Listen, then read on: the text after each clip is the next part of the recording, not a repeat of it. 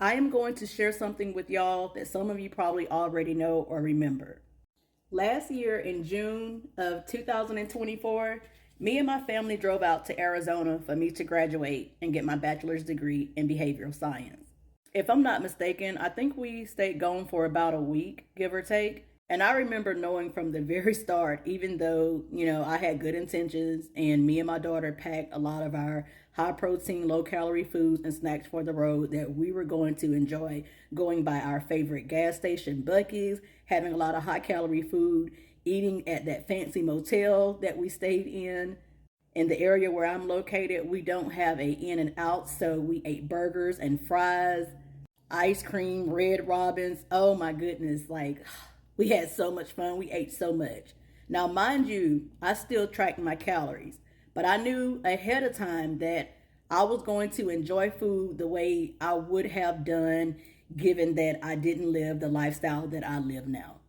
I made like three or four series to, of some videos, just basically showing, how much I weighed before I left, how much weight I gained, like the way I ate when I was there, and the weight I gained while away. Guys, I gained 14 pounds in 7 days. Now, while I know and I explained in the videos that a lot of that was water weight, and I was still tracking my food, it wasn't as accurate. I didn't have I did bring my food scale, but I didn't use it, like I would during, during my normal routine, like my normal way of doing it now and then, except for the vacation. But a lot of times people get so triggered when somebody that was once overweight beat their food addiction, and seeing me use a food scale and just logging and weighing my food really triggers some people on social media. People will say things like, oh, you shouldn't have to weigh every single bite, or you shouldn't have to log and track your food. You should be able to eat intuitively.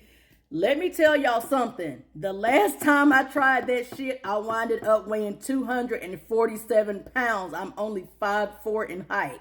And y'all can say what you want, like just because you're fat doesn't mean that you're not healthy, or just because you're overweight doesn't mean you're not healthy. You will never go to a doctor and stand on the scale and weigh that much. And just because you don't have any health problems, it's not like you passed some sort of vibe check. There is no such thing as healthy obesity. I don't care how y'all try to package it. When I post videos, it's typically for my clients that I train all over the world, for my followers that are woke and not sleep. At the end of the day, I'm going to tell y'all, like I've said it before, and I don't say often because I don't want to sound like a complete asshole. I don't give a shit what y'all do. You are entitled to be as fat as you want. And if you're skinny and if you've never had a problem with your weight, if you don't know what it's like to be overweight, how dare you even comment? It's never for you.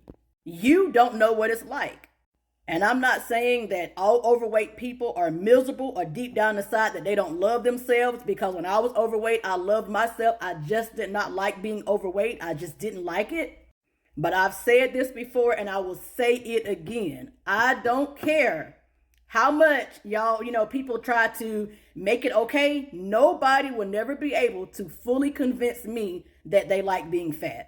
Accepting it is one thing, which, by the way, you don't have to do that either. But if you choose to, it don't bother me one bit. I am not fat phobic. I don't care about somebody else being fat. I just didn't like it for me. I see overweight, pretty people all the time. Somebody may even have thought that I was pretty when I was overweight. And in fact, some people do see my before and afters and tell me that I look better overweight. But I didn't feel attractive like that. I didn't like it on me. And unlike most people, I didn't make a rational decision about it. Well, I have done that before. I have tried keto before, but it just didn't take me very long to realize that that wasn't something I could see myself doing for the rest of my life. I chose something that works for me, and I plan and intend to work it for the rest of my life, just the way I started it, and I'm okay with that. Most women will look at somebody like me and go, oh, how did you get your arms so toned? How did you get your waist so small? How do you look so toned? How did you get so snatched? It damn sure wasn't from sitting around eating what I thought was good for me, eating healthy or eyeballing my portion sizes. I got this way because I was intentional about the shit.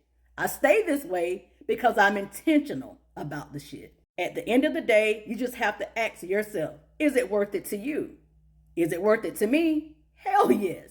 I'm humble enough to know, though, that everybody is not willing to make the sacrifices that I have. And that's okay. But it's also okay that I choose to go down the path that I'm going. And if it helps you feel better to label it an ED, let me have my eating disorder in peace.